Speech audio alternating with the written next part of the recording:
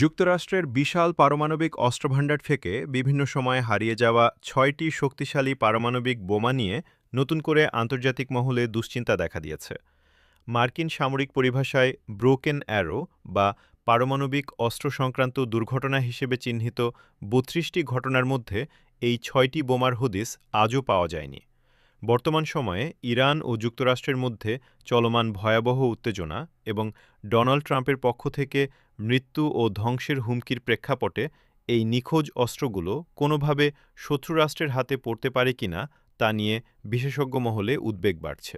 এদিকে পারমাণবিক বহনকারী ডুমসডে প্লেন ইরানের দিকে পাঠিয়েছে যুক্তরাষ্ট্র। বোয়িং ৭০৭ এয়ারফ্রেমের ওপর ভিত্তি করে তৈরি এই বিমানগুলো মূলত পারমাণবিক হামলা শুরু করা ও আকাশ থেকে পাল্টা সামরিক পদক্ষেপ নেওয়ার জন্য ডিজাইন করা হয়েছে। যুক্তরাষ্ট্রের অবস্থান হল, তারা যেহেতু এই বোমাগুলো খুঁজে পায়নি, তাই তাদের প্রতিদ্বন্দ্বীরাও এগুলো খুঁজে পাবে না।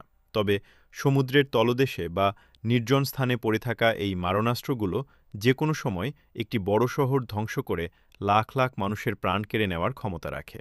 নিখোঁজ এই অস্ত্রগুলোর মধ্যে অন্যতম আলোচিত ঘটনাটি ঘটেছিল ১৯৫৮ সালে তাইবি দ্বীপের কাছে।